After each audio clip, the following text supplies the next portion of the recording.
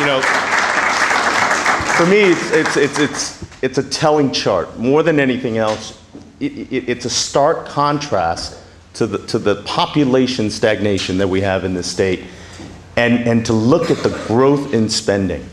And what you have in that chart are underlying factors that we all feel in a degree of uncertainty. The seniors and the heavy taxation and the burden that you have to carry day in and day out. The young people who are recent graduates in our community who can't find jobs. Those don't get reflected in that stagnant number. What we have are people who are seniors who have means who choose to live in Florida. Who choose to live in Florida 51% of the time of their existence because they don't want to pay income tax in the state. We lose young people who would love to stay in a state that they grew up and learn to love. They leave the state, and the brain drain is incomparable. We lose those young people who could be the future wage earners of our state, and they never come back. So what this chart shows in stark contrast in regards to population and the tax and spend policies that we have doesn't even cover the complete picture. The underlying challenges that we have as a state is how do we keep all the people that aren't reflected in that chart as a stagnant population, keep them, enrich our community, and build our revenue source. The other factor that I would add as a legislator who spent 2 years in the legislature and having run a small business, I would have to tell you the amount of accounting gimmickry that occurred in passing a budget is beyond comparison. These are not good business fundamentals that our state government practice in the context. You do not borrow $1.3 billion to do normal operating spending. It just makes no sense. It puts the burden not only on the current taxpayers, but it puts the burden on our future generations ahead.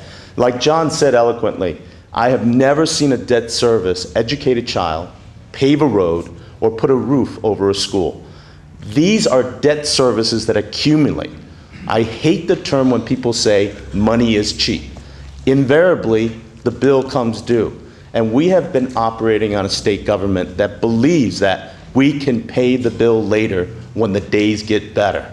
How about paying as you can afford it and not spend more than you make? So I think the challenges in looking at that chart, it doesn't complete all the challenges that we have in the state. And I will share with you that it is fantastic to have John represent our community, but also serve as the minority Senate leader who speaks his mind on behalf of the community in saying things in a logical term, not simply no, but we have as a legislative caucus on both sides, in the House and the Senate, we have offered viable alternatives. Instead of simply saying no, we have come up with shared sacrifices and saying, we can do it a better way. Here it is. Let's talk about it. But I will have to share with you, there hasn't been much of that discourse. I think the negotiations has been ongoing through the media and through the public relations rather than an earnest debate as to what is truly in the best interest of our general population, not a specific targeted segment. I believe one of the biggest challenges I've had to say is we need to make spending cuts because our revenue source are not going to be what they were. I think the paradigm has shifted enough to the point that I don't think we'll ever get to the revenue source that we enjoyed in the past. But at the same time, when people say you're making spending cuts and you're going to hurt people, I disagree with that wholeheartedly.